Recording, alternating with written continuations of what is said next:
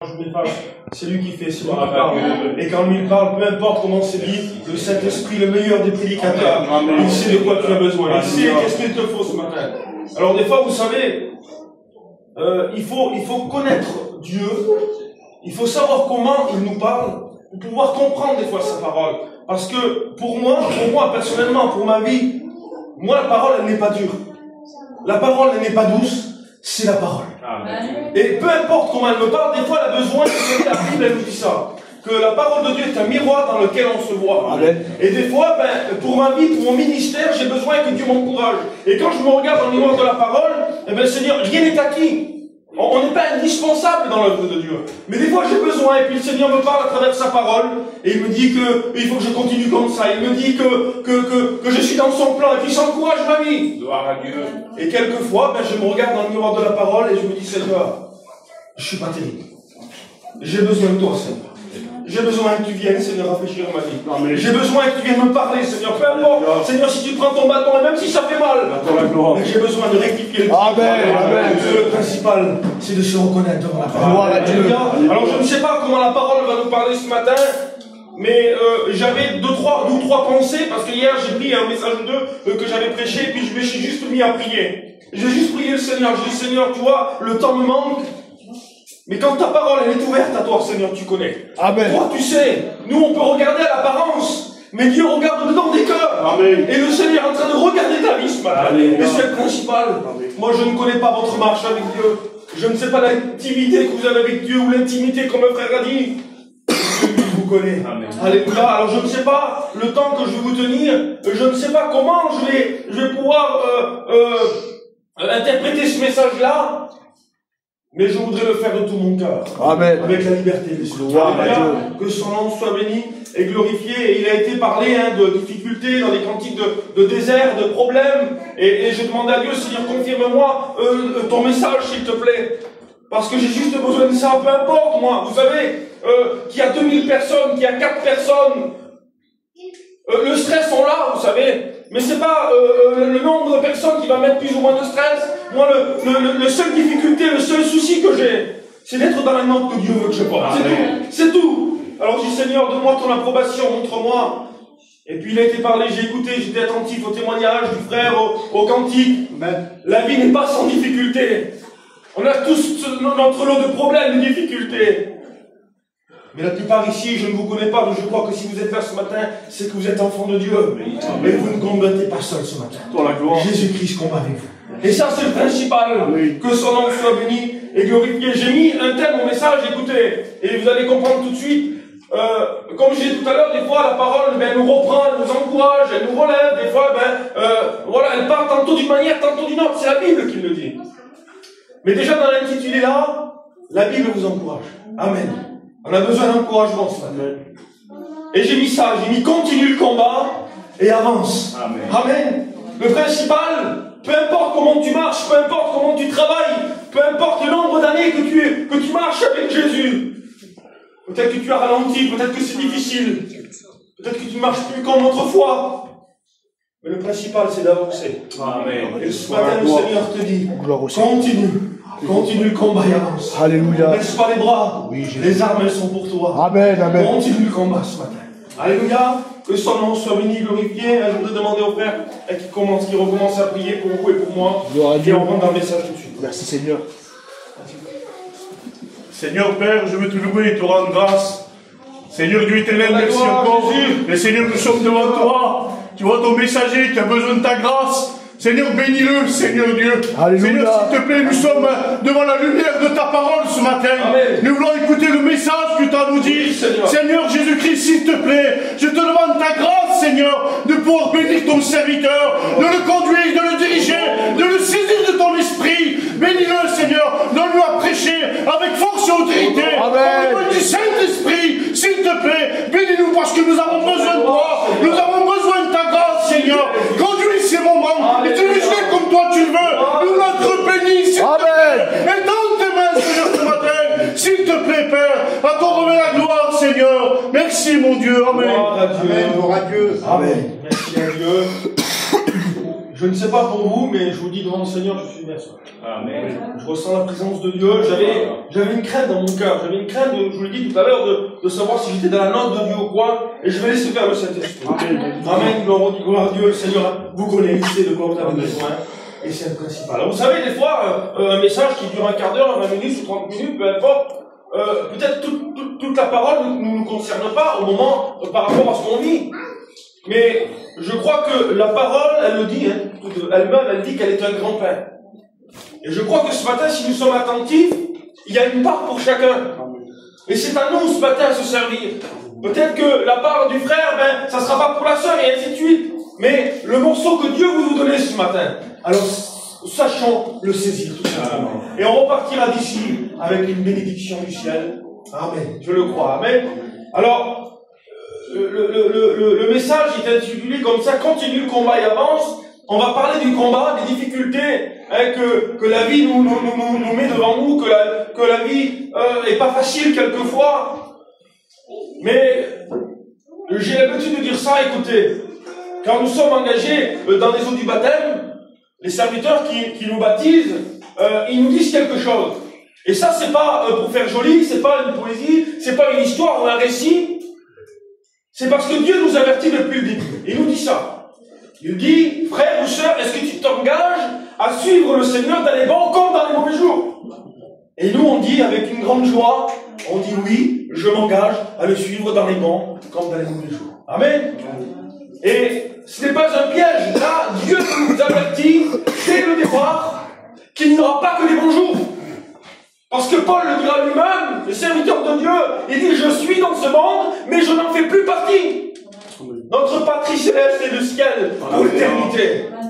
Et comme je disais tout à l'heure, rien n'est acquis. Il faut continuer à avancer. C'est pas facile. Mais Dieu nous donne l'opportunité de pouvoir combattre le bon combat. Amen. Alléluia. Alors, Dieu nous avertit depuis le début qu'il n'y aura pas que des bons jours. Mais il nous a dit quelque chose, et ça c'est une promesse pour chacun et chacune. Il a dit, je serai avec vous tous les jours. Jusqu'à la fin du monde. Amen. Et ça va encourager nos cœurs, nos vies. Et Seigneur, c'est vrai, tu m'avais averti, c'est pas facile. Mais je sais que tu es avec moi, Seigneur.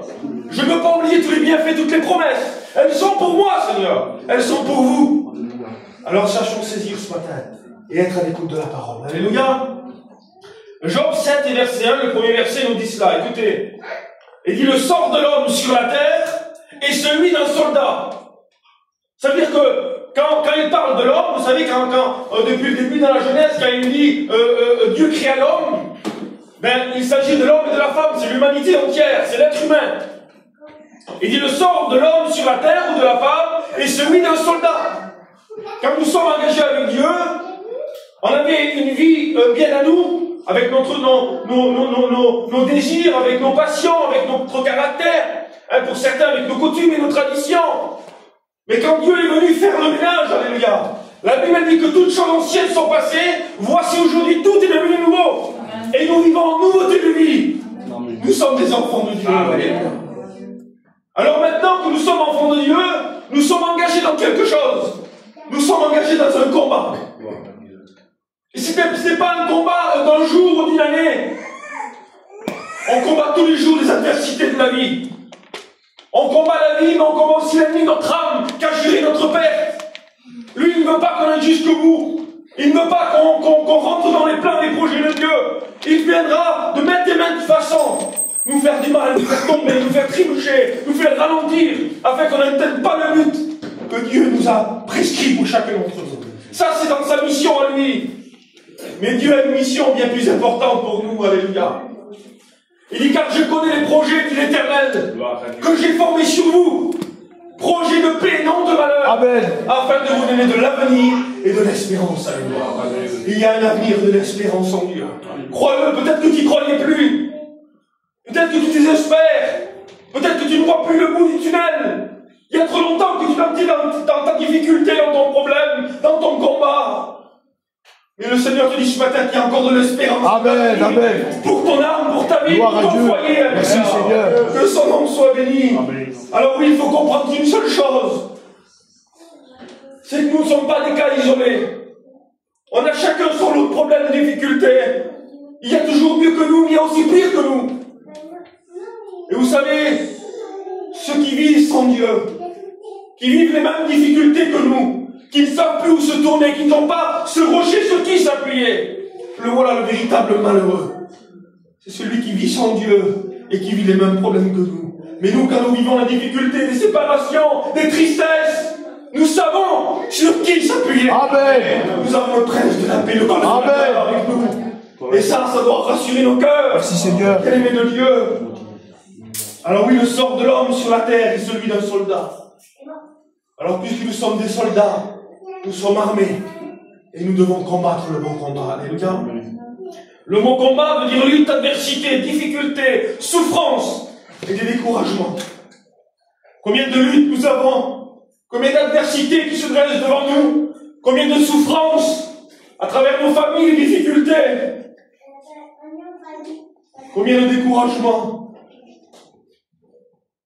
Mais Dieu, ce matin, écoutez, s'il met le doigt là où ça fait mal, c'est pas pour vous montrer votre difficulté, votre problème.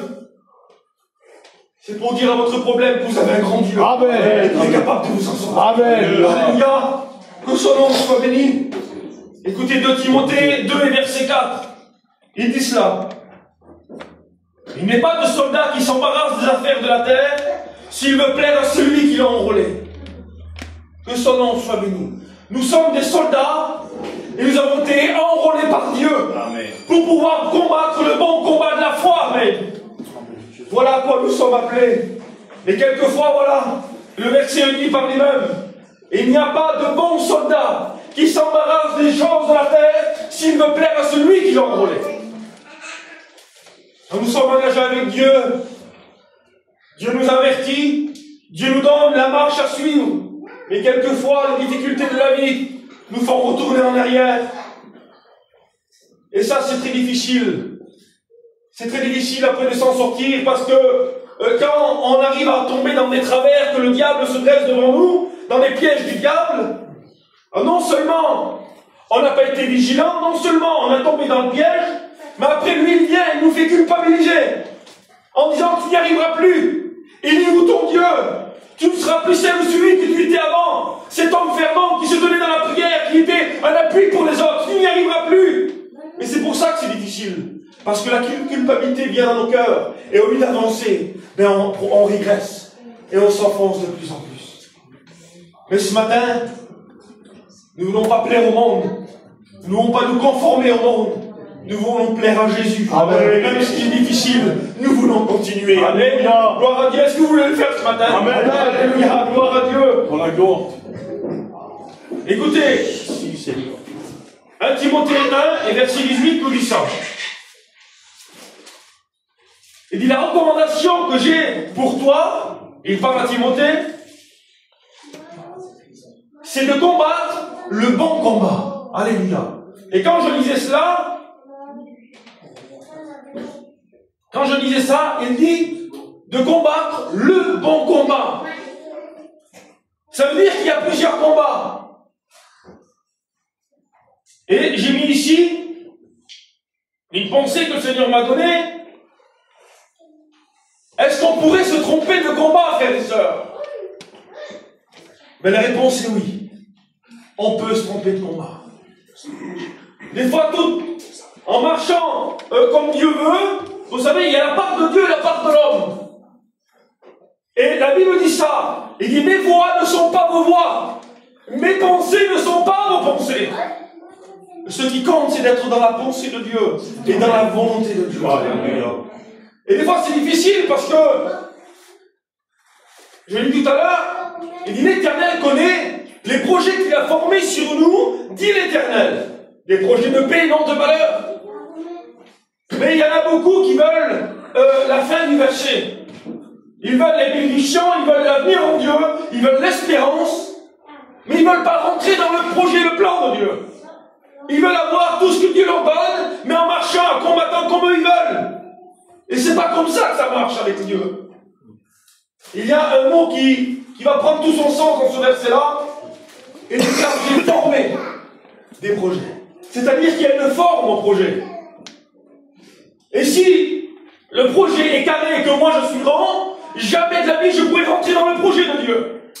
Impossible. Et quelquefois, Dieu nous appelle à quelque chose de bien particulier pour chacun et chacune. Dieu connaît les œuvres qu'il a mis devant nous. On n'est pas indispensable. Le principal dans la mission de Dieu de toute éternité, c'est que son œuvre avance. Mais quel dommage! Quel dommage quand Dieu nous conseille, nous dicte quelque chose à faire et que nous ne sommes pas sensibles à l'esprit. Nous ne sommes pas indispensables. Si on ne le fait pas, Dieu se servira d'un autre pour accomplir son œuvre. Mais quel dommage, frères et sœurs, quand Dieu nous demande quelque chose et que nous ne sommes pas sensibles. Ce matin, je pense que le désir de tous les frères et les sœurs, tous les enfants de Dieu, c'est d'être dans la note que Dieu veut. Amen. De travailler pour Dieu, d'être dans la volonté de Dieu. Gloire à Dieu. Amen. Ça doit être le désir de chacun et de chacune. Et si le projet, là, je me répète, il est rond et que nous sommes carrés ou vice-versa, on ne pourra pas. Écoutez, une fois j'étais en mission, c'est pas dans le message, je vous promets, tout ce que je vous dis là, c'est pas dans le message, je me laisse guider. Amen, amen. Une fois j'étais en mission, c'est pour ça que je vous dis des fois c'est compliqué, parce que même en travaillant pour Dieu, ça ne veut pas dire que nous sommes là où Dieu nous veut. J'étais en mission, j'étais avec des copains, des bons serviteurs de Dieu, des belles places, des coins de travail, tout allait bien. Je chantais pour Dieu, je travaillais pour Dieu. Et puis à un moment donné, en dessous de ma toile, j'écoutais les cantiques de loin, la réunion allait commencer, et une forme d'angoisse est tombée sur moi. J'ai dit, Seigneur, qu'est-ce qui se passe? Et puis j'ai fait un petit peu le tour de la question, j'ai dit, Seigneur, ce que je vous dis là, je disais à Dieu, Seigneur, je suis bien. Tu m'as demandé, Seigneur, d'être en mission, je suis en mission. Je travaille pour toi, je fais ce qu'il y a à faire. Et le Seigneur m'a parlé. Il m'a dit, tu as répondu à un appel d'un homme. Mais est-ce que c'est l'endroit que je te voulais? Et là, j'ai commencé à cogiter, à dire, Seigneur, même dans ton œuvre, on peut se tromper. C'est pour ça que tout ce qu'on fait, frères et sœurs et amis, il faut que tout passe dans les mains de Dieu. Amen. Et si ça passe dans ses mains à lui, même si ce n'est pas notre conception des choses, même si des fois on sort de notre cadre habituel, de notre petit confort, même si des fois ça fait mal parce que pour entrer dans le projet de Dieu, si nous sommes ronds et que le projet est carré, il faut que le rabot de Dieu vienne passer sur lui. Et le rabot de Dieu, des fois ça fait mal. Mais quand on rentre dans le projet de Dieu, alléluia, les bénédictions sont bonnes. Alléluia. Alors des fois ça fait mal, c'est pas facile. Mais Dieu nous appelle à s'humilier et être sensible à son esprit pour pouvoir rentrer dans son plan. Amen. C'est une petite parenthèse que Dieu m'a donnée pour vous. Amen, amen. Que son nom soit béni et glorifié. Alors, je reviens à la question, pouvons-nous se tromper de combat? Et la réponse est oui, on peut se tromper de combat. Timothée 6 et verset 12, il nous dit ça. Combat le bon combat de la foi. Amen. Ce qu'il faut, c'est combattre le bon combat de la foi. Des hommes de Dieu qui ont marqué leur temps dans la parole de Dieu. S'ils nous le disent, c'est parce qu'ils ont vécu des situations bien plus difficiles que nous encore. Ils ont continué à garder le cap à travers la foi que Dieu leur donnait. Alléluia. Que son nom soit béni et glorifié. Écoutez. Y a-t-il un risque de se tromper de combat? J'ai mis ici, la réponse est oui. Acte 5 et verset 39.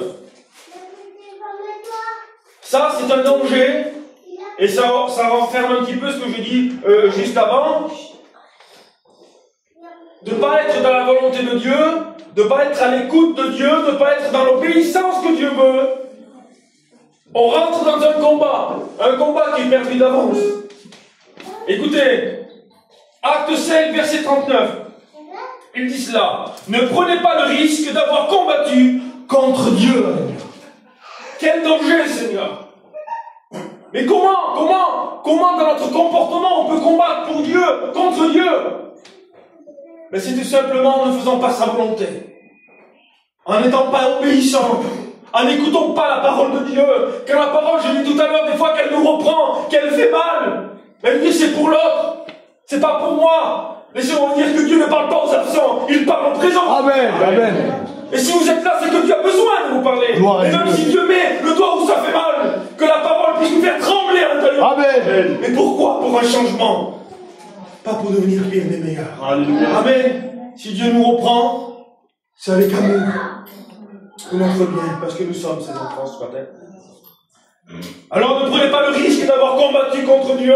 La Bible dit celui qui n'est pas avec moi est contre moi. Celui qui n'assemble pas disperse.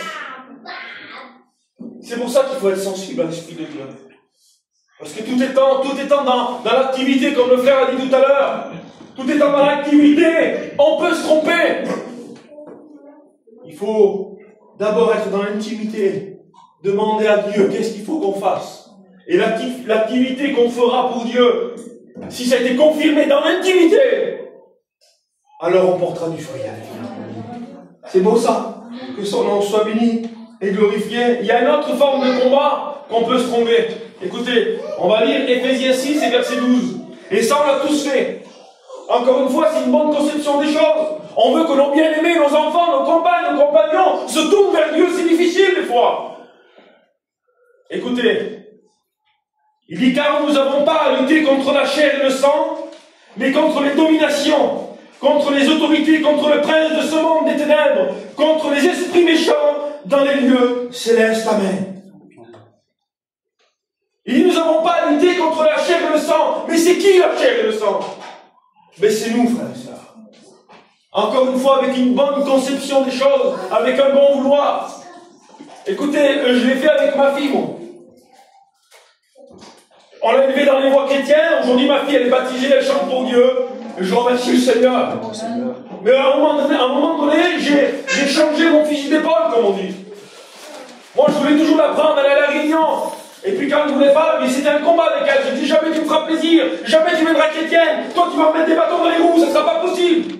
À ce moment-là, on est en train de lutter contre la chair et le sang. C'est un bon sentiment. On veut que nos familles se tournent vers Dieu. On veut qu'ils rentrent dans le projet de Dieu. Mais à force de faire ça, des fois, on lutte, on bute. Et il y a une forme de haine, de colère qui vient en nous. Une forme de désespoir, on se tourne vers Dieu. Pourquoi vers les autres, comme chez moi?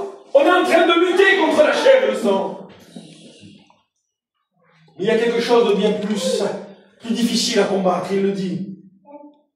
Il dit, mais nous avons à lutter contre les dominations, contre les autorités, les princes de ce monde des ténèbres, contre les esprits méchants dans les lieux célestes. Alors, j'ai changé mon fusil d'épaule. Vous savez ce que j'ai fait? J'ai dit, Seigneur, moi je m'y puise. On vient toujours au contact, on vient toujours dans les disputes, dans les discours qui ne servent à rien. Et je crois que j'ai pris la meilleure des solutions.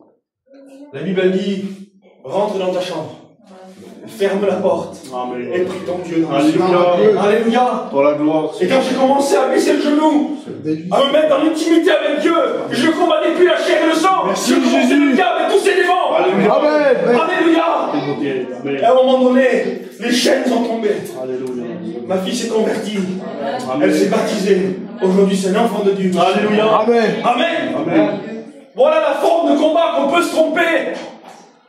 Et je sais que c'est difficile parce qu'on aime nos bien-aimés. On veut bien faire, mais des fois on se trompe. Dieu, dans ce combat, ne nous laisse pas orphelins. Il nous a laissé la prière. Amen. Et dans le livre de Matthieu, il nous dit veillez et priez en tout temps, afin de ne pas tomber dans la tentation. Parce que lui, il vient avec ses pièges, avec ses tentations, avec ses discours, avec toutes ces flèches enflammées, on va le voir tout à l'heure, et qui viennent nous décourager, nous faire du mal. Mais il dit veillez et priez en tout temps. Amen. Alléluia. Et quand on commence à rentrer dans l'intimité de Dieu, à mettre le genou à terre, il dit Seigneur, tout est dans tes mains. Moi je m'y prends mal, même si je veux, parce que Seigneur, j'aime ma fille, j'aime mon fils, j'aime mon mari, j'aime ma compagne, j'aime ma famille. Depuis tant d'années que je n'arrive pas, que je ne vois pas le fruit, Seigneur. Peut-être qu'on s'y prend mal, mais si on l'espère à lui ce matin, lui il sait comment faire. Alléluia. Que son nom soit béni et glorifié. Écoutez, la Bible nous parle, juste après ce verset-là, d'Éphésiens 6, de toutes les armes qu'on peut prendre, et dit afin d'éteindre tous les traits enflammés du malin. Alléluia. Et j'ai regardé un petit peu qu'est-ce que ça voulait dire les traits enflammés. Écoutez, projectiles, dards, flèches, traits de flamme. Ça, c'est les flèches du diable, de l'ennemi de notre âme, et qui va sans cesse nous tirer des flèches pour nous atteindre et nous faire du mal, pour nous arrêter dans le combat, pour nous mettre des pensées contraires, pour nous arrêter dans la marche de Dieu, pour nous arrêter dans le travail de Dieu. Et vous savez, il sait, il a 6000 ans d'avance sur nous, il sait comment s'y prendre. Il y a des choses, moi, aujourd'hui, que je sais que je tiendrai ferme. Et il y a d'autres choses que je ne sais pas. Et lui, il le sait. Qu'est-ce qui va pouvoir me faire faillir? Et des fois, il va me dire, ah, mais ce qui va me faire faillir à moi, il viendra vers Jason, ça lui fera rien, et vice versa. Il sait quelle flèche va nous faire du mal. Écoutez, je regardais l'autre jour un reportage en Afrique. Ils mettent au bout des lances des flèches un poison mortel. Et c'est pour ça qu'il dit dard ici. Le dard, c'est un venin mortel. Et quand ils chassent l'éléphant ou le lion, ou ce que vous voulez, les animaux féroces et dangereux, quelquefois il les prend de plein fouet, mais quelquefois il écorche à peine un peu. Et il continue à le poursuivre. Et le poison, le dard qu'ils mettent au bout de la flèche, à un moment donné, ben, il fait son effet. On voit cet éléphant de plusieurs tonnes, mais qui commence à faillir à mettre un genou à terre. Il commence à faillir à mettre 2 genoux à terre. Et puis, les chasseurs qui sont là, ils le suivent de loin jusqu'à temps que l'animal se couche, qu'il ferme ses yeux et qu'il meurt. Et voilà le diable ce qu'il fait. Parce que, écoutez-moi, dans le livre de Pierre, il dit ça. Il dit le diable rôde comme un lion rugissant, cherchant qui pourra dévorer. Et une autre version dira qui se laissera dévorer. Mais si le diable il vient avec une fourche et des cordes, on va vouloir venir. On le sait qu'il y a un danger pour nous. Mais il vient des fois tout subtil comme un petit oiseau. Là, la flèche, quelquefois, la flèche, on dit, bon, je m'en sortirai comme les autres fois. On ne voit pas qu'elle nous a fait du mal, elle nous a juste écorché. Mais le poison, il continue son œuvre en nous. On ne voit pas, et la Bible dit un peu le sommeil d'assoupissement, et la ruine te surprendra. Mais Dieu nous appelle à veiller ce matin. Amen. Et à garder le bon combat. Amen. Amen. Alors j'ai mis ici quelques endroits où ce que les flèches peuvent nous atteindre. J'ai mis 3 points. Il y a plusieurs points, mais écoutez, la Bible nous parle du casque du salut, du bouclier de la foi, des chaussures du zèle, de la ceinture de vérité. Mais écoutez, à la fin du verset, il dit ça, mais par-dessus tout, ça veut dire que c'est plus important. Prenez le bouclier de la foi. Derrière le bouclier, on peut se cacher. Notre corps entier peut se cacher. Les flèches peuvent venir, les coups peuvent venir. Si on est bien caché derrière ce bouclier que Dieu nous donne, alors il va essayer maintes et maintes façons, et jamais il pourra nous atteindre. Amen. Mais quelquefois, à travers les difficultés, les épreuves, la lassitude de la vie, les épreuves qui durent trop longtemps, on a tendance à des fois à baisser ce bouclier, et les flèches viennent nous atteindre. Et j'ai mis ici quelques points, j'ai mis 3 points, où ce que le diable voudrait nous atteindre, pour plus qu'on continue le bon combat de la foi. Écoutez, ici j'ai mis les mains. Vous savez qu'un homme et une femme qui travaillent pour Dieu, devant l'ennemi, elle est redoutable. Quand nous sommes dans le plan de Dieu, cette femme et cet homme est redoutable. Parce qu'on peut arrêter tous les traits enflammés du mal. Amen. Amen. Amen. Et il voit que les hommes et les femmes ferventes, vaillants, qui travaillent de ses mains, lui il se dit, si j'arrive à l'atteindre, si j'arrive à mettre ce poison-là, elle va arrêter de travailler. Et l'œuvre de Dieu va s'arrêter. Voilà l'objectif. Parce que si Dieu a cet objectif-là, que son œuvre avance, parce que le diable il sait qu'il y a un grand danger pour lui. Lui, il veut que son œuvre s'arrête. Et il fera tout pour qu'on s'arrête de travailler pour Dieu. Alors quelquefois, ben, on arrive à baisser ce bouclier-là, et puis malencontreusement, on arrive des fois ben, à trébucher, et on arrive à laisser une faille à l'ennemi. Alors des fois, on voit le danger arriver, comme je l'ai dit tout à l'heure. Mais des fois, c'est subtil. Le diable est malin, il est appelé le malin. Il nous fait croire des choses qui ne sont pas vraies. Il nous fait miroiter des choses. Il nous fait voir des choses qu'on n'y arrivera plus. Alors on commence à baisser ce bouclier. Et la flèche commence à nous atteindre. Et puis lui, il se frotte les mains, il est content.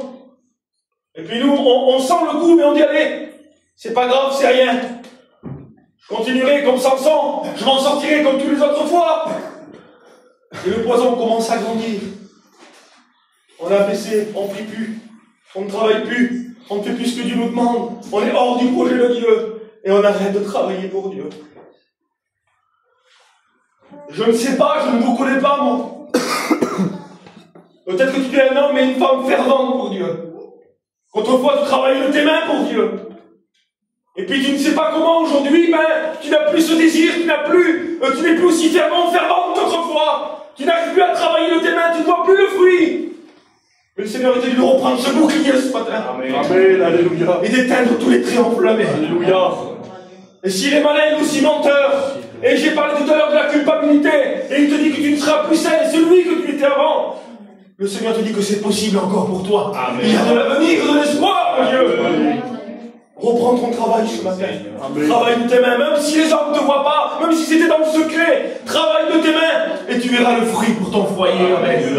Alléluia. Continue le combat. Amen. Et avance ce matin. Merci, que son nom soit béni, glorifié. Pour toi, Seigneur. Il y a un autre endroit où ce que le diable voudrait nous atteindre, c'est les pieds. Il voudrait te faire arrêter de marcher pour Dieu. La Bible dit que vos progrès soient évidents devant tous. C'est qui tous? Il y a trois points il faut que les progrès soient évidents. Il y a pour ceux du dehors. Parce que si on dit qu'on a reçu quelque chose de nouveau, si on dit que nous sommes enfants de Dieu, que toutes choses aujourd'hui sont changées, et qu'on se comporte n'importe comment, qu'est-ce qu'ils vont dire ceux du dehors qui ne connaissent pas Dieu? Si c'est pour être comme ça, ben, je reste comme je suis. Mais il faut que nos progrès soient évidents devant ceux du dehors. Il faut que, par notre témoignage, par notre comportement, ils voient qu'il y a quelque chose de spécial. Alléluia. Alléluia. La deuxième chose, c'est dans l'Église, au sein de nos frères et de nos sœurs. Il ne faut pas stagner, il faut progresser. Que nos frères et nos sœurs disent, c'est un homme et une femme de Dieu. Il y a du changement. J'ai envie de rester avec elle. J'ai envie de passer un moment avec lui parce qu'il m'attire vers le haut. Ça, c'est le progrès dans l'Église. Et il y a la priorité des priorités. Que vos progrès soient évidents devant tous, sans priorité devant Dieu. Amen. Que vous puissiez être trouvés agréables devant Dieu. Amen. Alléluia. Il faut qu'on puisse plaire à Dieu dans notre marche avec Dieu. Il y a trop de gens, écoutez, on les appelle pour chanter ou témoigner, ils ont toujours une excuse, ou toujours la même expérience depuis 15 ans, 20 ans. S'ils peuvent se cacher, et se cacher, ne pas se faire voir pour venir, eh bien, mais si vous le dites, c'est pas normal. On a reçu un grand trésor, frères et sœurs, et nous devons le partager. Faire voir qu'est-ce que nous avons. Amen. Et nous devons continuer à marcher. Amen. Sois béni, Seigneur, merci. Et la Bible, elle dit ça. Des fois, on n'a plus de force. C'est difficile. On a ralenti. Écoutez, quelquefois, la Bible, elle est contradictoire avec la pensée de l'homme. Entre le normal de Dieu et le normal de l'homme, il y a un fossé qui est énorme. Et je le dis tout à l'heure, mes voix ne sont pas vos voix, il dit. Mes pensées ne sont pas vos pensées. Écoutez, moi, plus je marche, plus je suis fatigué. Physiquement, c'est normal. À un moment donné, j'ai besoin de prendre des forces, de me reposer. Mais la Bible dit ça. Que c'est pendant la marche que les forces se renouvellent. Amen. Amen. Ce matin, tu manques de force, tu es découragé, tu as ralenti, tu as peut-être mis un genou à terre. Mais il te dit ce matin de prendre les chaussures du zèle. Et de remarcher comme autrefois. Et les forces ce matin qui te manquent, Jésus te renouvelle. Amen. Amen. Que son nom soit béni et glorifié. Continue à marcher, continue le combat et avance. Alléluia. Il y a le troisième et dernier point. Et ça, c'est très dangereux. Quand on commence à être découragé, à ralentir dans notre travail, dans notre marche, le bouclier, on commence à le baisser. Et lui, il va venir, il va commencer à vouloir tirer des flèches dans notre tête pour pouvoir nous atteindre, nous détruire. Pour plus qu'on se relève. Il ne veut pas juste nous blesser, il veut nous terrasser. Et là, j'ai mis le combat des pensées. À combien c'est difficile? À combien c'est difficile, Seigneur? Vous savez, je voulais être à droite ce matin. On sait qu'il y a des péchés volontaires, où ce qu'on ne doit pas, nous en tant qu'enfants de Dieu, dépasser les bornes. Mais il y a quelquefois des péchés involontaires dans nos pensées, et qui nous font mal, qui nous troublent, qui nous font ralentir. Écoutez, une fois, un homme de Dieu disait ça. Il disait, j'ai passé 3 jours de jeûne et de prière, parce que j'avais une mission à faire. Il dit, j'ai fait partie de tout le monde, j'étais dans ma chambre pendant 3 jours. Je n'ai ni mangé ni bu, et je me suis mis à prier Dieu. Il dit, dans ma chambre, le feu du ciel est venu. Quelque chose de merveilleux.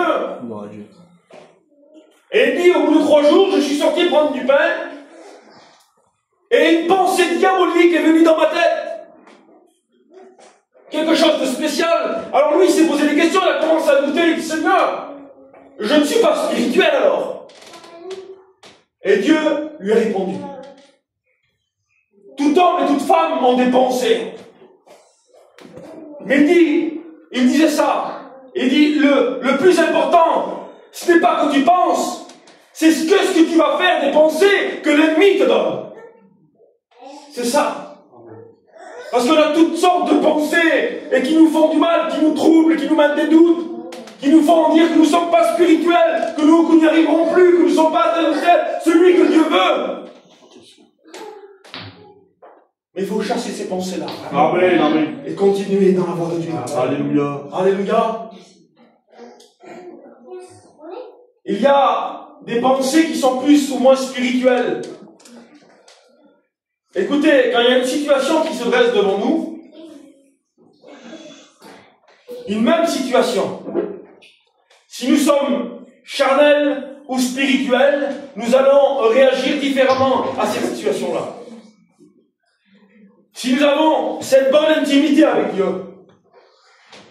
si nous sommes animés de l'Esprit de Dieu, si nous ne laissons pas les flèches de l'ennemi nous atteindre, quand il y a une situation un peu compliquée qui se lève devant nous, parce que laissez-moi vous dire, quand la Bible elle dit que toutes choses ont changé, c'est que toutes choses ont changé. Il n'y a plus de moi, il n'y a plus de on était, il n'y a plus de caractère ou de renom. Aujourd'hui, nous sommes enfants de Dieu. Amen. Et on ne doit pas se comporter n'importe comment devant telle ou telle situation. Amen, amen. Il y en a trop qui mettent leurs pensées devant les situations. Moi, avant, j'étais comme ça aurait été avant comme ça, je n'aurais pas été chrétien comme ça, oui. Mais heureusement que tu es chrétien. C'est une grâce de Dieu. Amen. Alléluia. Alors, il y a des situations qui se lèvent un petit peu comme ça. Si nous n'avons pas cette bonne conscience d'esprit de Dieu, alors on va agir avec la chair. Et quelquefois, ce qu'on va faire ou ce qu'on va dire, même si on pleure, qu'on regrette, mais ce qu'on a dit ou ce qu'on a fait, ça va engendrer des difficultés. Et on va être malheureux et malheureuse.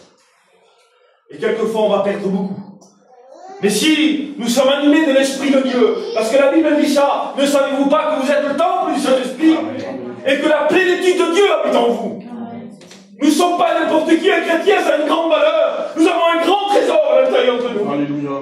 Et quand la même difficulté vient, et qui se dresse devant nous, nous avons cette pensée de Dieu, que les flèches ne viennent pas nous atteindre, qu'on réagit comme un enfant de Dieu, alors ça marche. On va peut-être pleurer, mais différemment. On va pleurer parce que Dieu va nous approuver dans ce qu'on a fait. Et on va dire merci Seigneur de ce que tu m'as gardé. Merci Seigneur de ce que tu m'as donné à fermer ma bouche. Merci Seigneur de ce que tu m'as donné les mots pour bénir et non pour maudire. Amen. Et à travers cela, tu vas gagner ceux du Nord. Amen. Alors les pensées de nos têtes qui sont des fois difficiles, nous voulons les chasser au nom de Jésus ce matin. Amen. Amen. Et que l'Esprit de Dieu prenne toute la place. Amen. Toute la place. Dans notre âme, dans notre être entier, dans notre cœur, dans nos pensées. Et ne laisse pas l'ennemi te dire que c'est pas normal que tu penses telle ou telle chose. Dans cette expérience que cet homme avait témoigné, ça m'avait ouvert l'esprit. Parce que je me posais des questions, moi aussi ça m'arrive.